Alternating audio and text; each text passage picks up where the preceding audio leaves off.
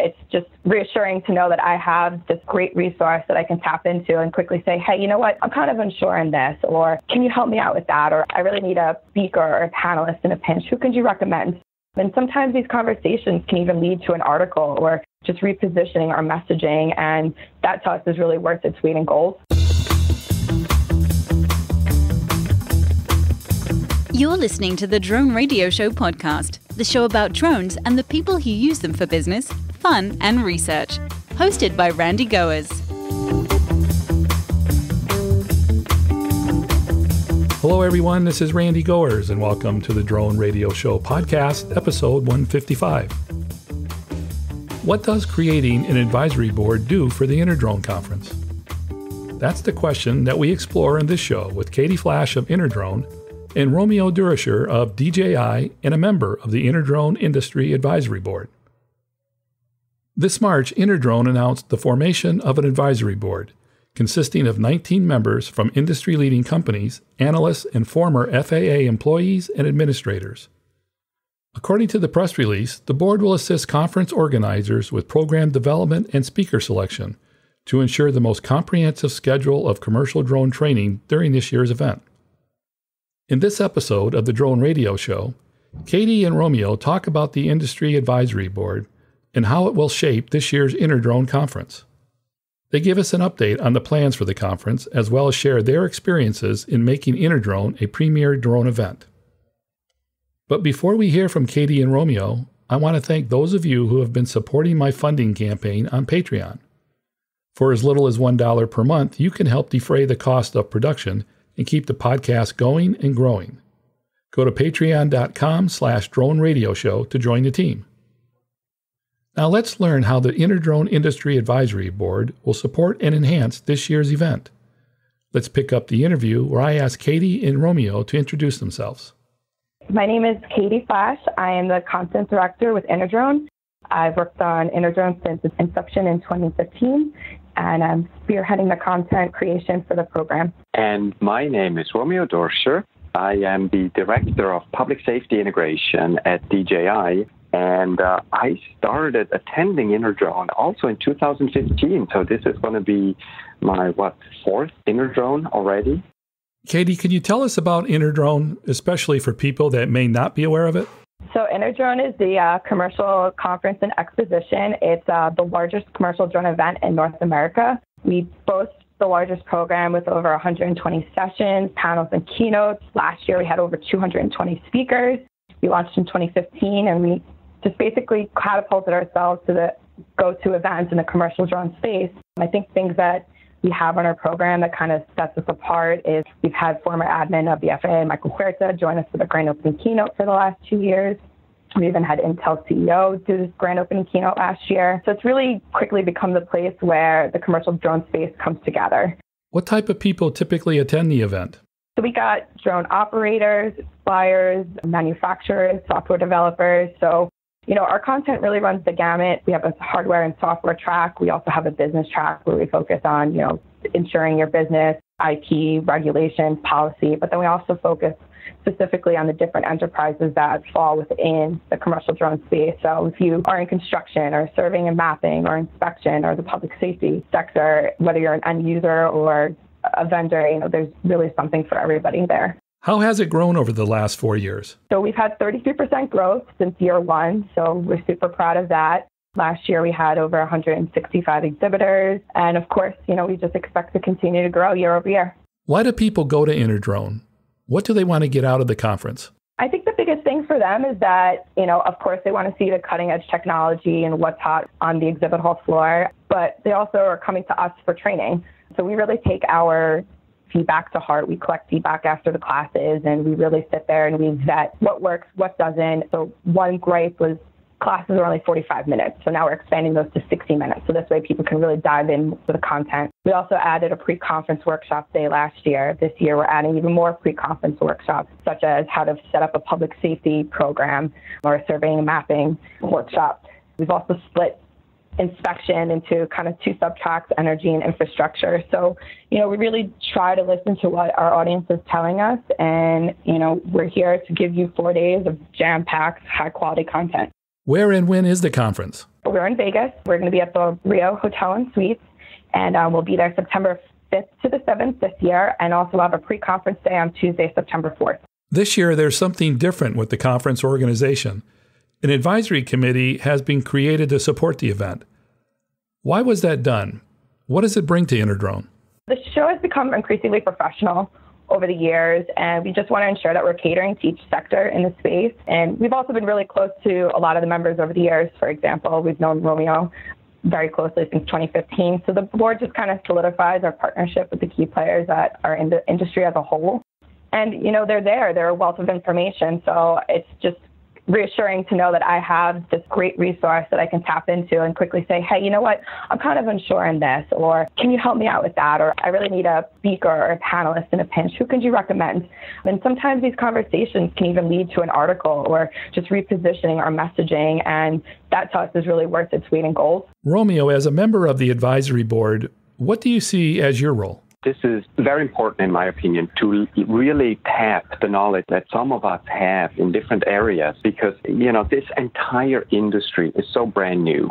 Even though we're talking about 2015 to 2018, that's only a few years. And so much has transformed over those 3-4 years that it's going to be extremely difficult for anyone to keep up with what is happening in industry. What are the needs? What do people want to learn? What do they want to know, so that they can really bloom in their area? So for InterDrone to reach out to some of us, thought leaders, personally, that's exciting to me. It's a testament that there's recognition in it, but I have the ability to get the feedback from the field and provide that to Katie and her team at InterDrone to say, hey, look, maybe we need to do A, B, and C, because I'm getting a lot of questions. I got a lot of interest in learning about this and that. And so bringing that feedback to InterDrone just makes it much more beneficial for everyone involved, which ultimately, at the end of the day, also helps us on the manufacturing side, because we're getting that feedback. And so everybody benefits from it. Give us some names of some of the members. Michael Huerta is one of our members.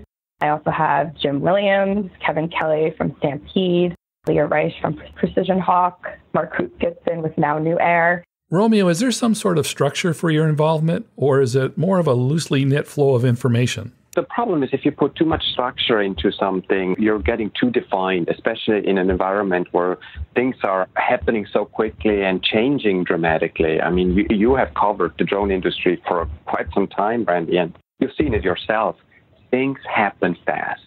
And I think the benefit of being a little bit more flexible definitely has its ups. And so in my case, when the team needs something specific, they have the ability to reach out and we can sit down and talk. We also meet at least once a year, sometimes even twice. I think this year we will be meeting twice, actually.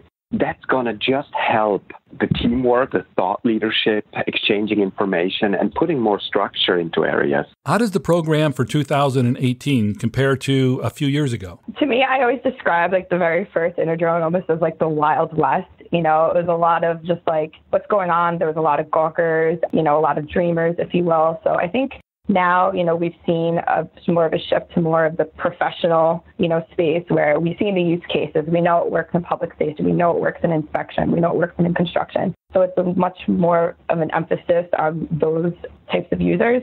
Another thing that I found pretty interesting, and this actually came from Michael Blades, who is another member on the board. I had a discussion with him, and we're also kind of seeing a little bit of a shift towards a lot of in-house teams, especially on the inspection front. So rather than just focusing on drone service providers and, that kind of messaging, we're also starting to tailor some information and content to the in-house team as well. One story I always like to tell is in 2015, we were all even more novices than we are today. But the 2015 was about the art, was about the hobby, was about what could be the future. And I met people in 2015 and also in 2016 at InterDrone that today are now leading experts in some of their fields. And at the time, they started off as hobbyists. They started off as people that just had an interest in all of this. And only 3-4 years later, we are seeing these very same people in a completely different environment. And to me, that showcases really how the industry has turned. It's now really more about what can we do with this technology in a more impactful and commercial way. And so meeting up with the people, one started out as hobbyists. To me, that's one of the personal things I enjoy about InterDrone, because we have all these connections and we see each other once a year in Las Vegas. And we talk about these good old days like they were 30 years ago. But again, it just shows how quickly this industry is developing. What do you see as some of the key challenges in the industry today? And how will InterDrone position itself to either highlight or address those challenges?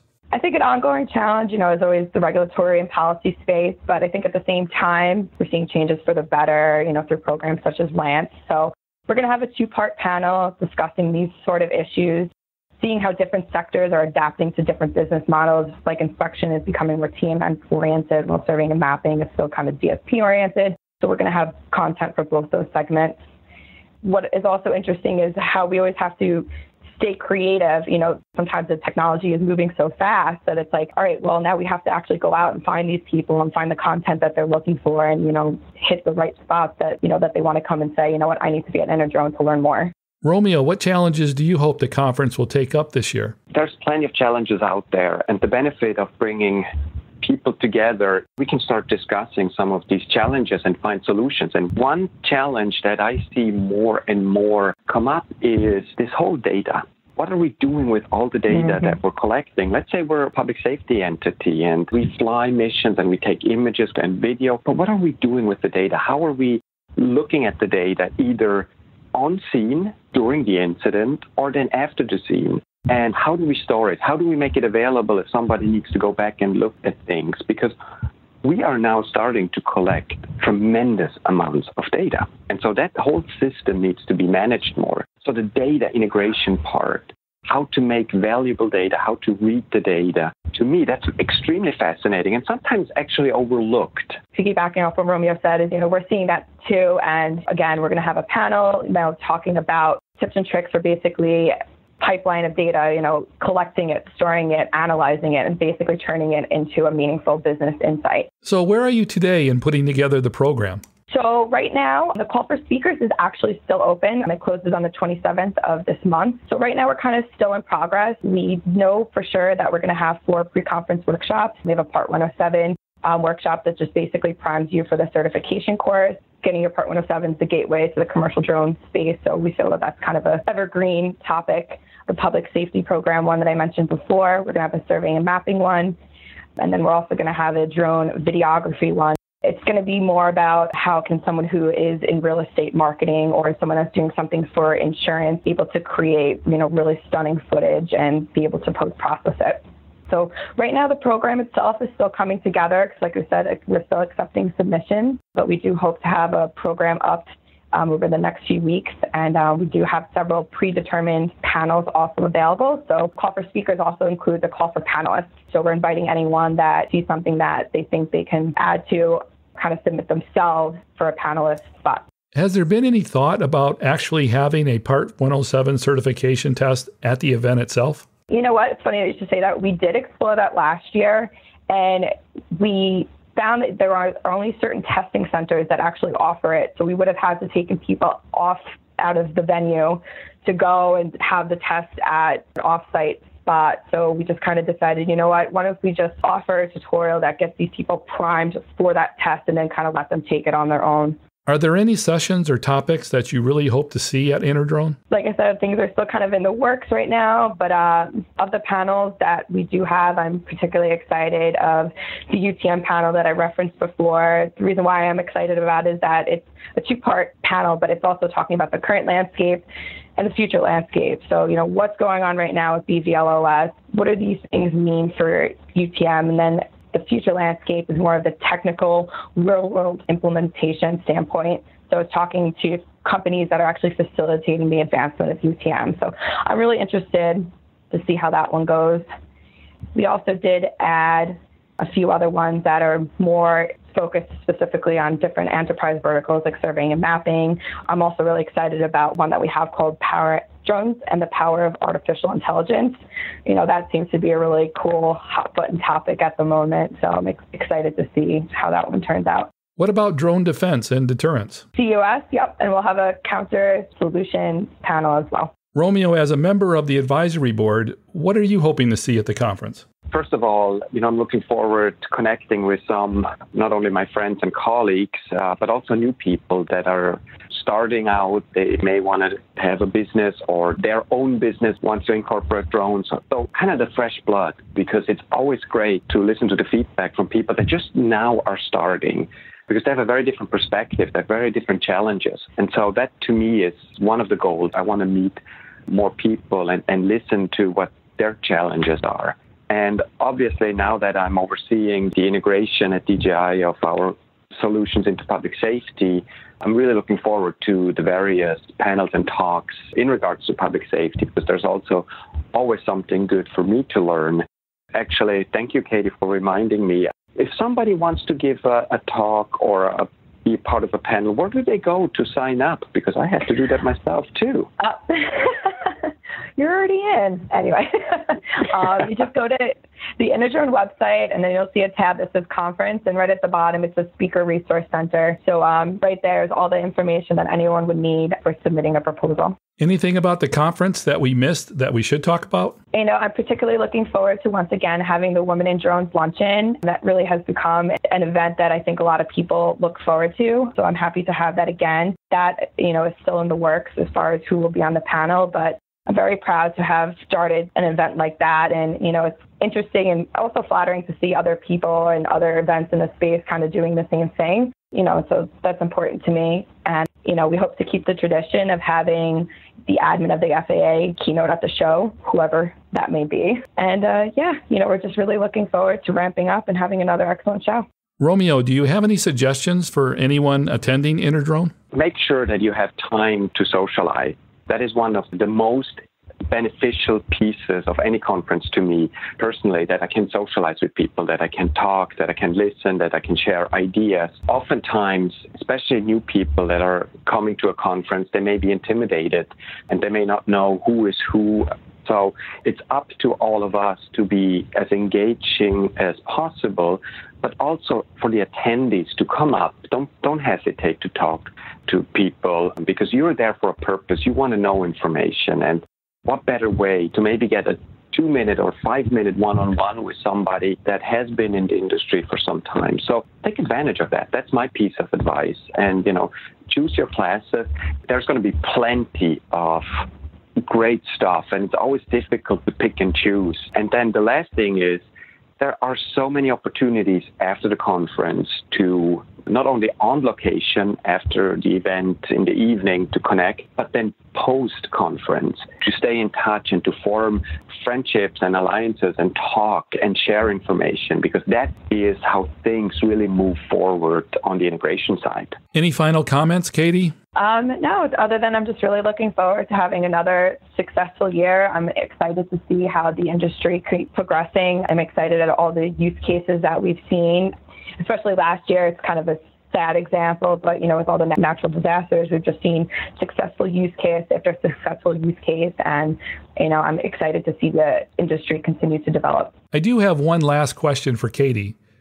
What do you hope people walk away with after attending InterDrone 2018? What do you want them to remember or feel about the experience? I want them to remember that they want to come back in 2019. We really hold our alumni dear, and we also, we're honored that we have people that want to come back to us. And we want them to feel like they're armed with information that they can go out into the field and implement that the very next day. That's it for episode 155 of the Drone Radio Show. I hope you enjoyed hearing from Katie Flash of InterDrone and Romeo Duracher of DJI in the InterDrone Industry Advisory Board. I want to thank Katie and Romeo for taking the time to speak with me. If you want to learn more about InterDrone, check out the webpage at interdrone.com. You can register to attend InterDrone now. The event will be held at the Rio Hotel in Las Vegas from September 5th to the 7th. If you like the Drone Radio Show, please consider supporting the podcast with a small donation. The content is always free, but for as little as $1 per month, you can help defray the cost of production. To donate, go to patreon.com/Drone Radio Show. And thanks for listening. Your support means a lot to me, and I hope you'll listen to more episodes of the Drone Radio Show podcast to hear how others are using drones for business, fun, and research. For the Drone Radio Show, I'm Randy Goers. This has been the Drone Radio Show podcast. More information on today's show can be found on our website at www.droneradioshow.com. If you're using drone technology for business, fun, or research and would like to share your experience on the show, please visit our website and fill out a guest appearance application. And don't forget to follow us on your favorite social media channels.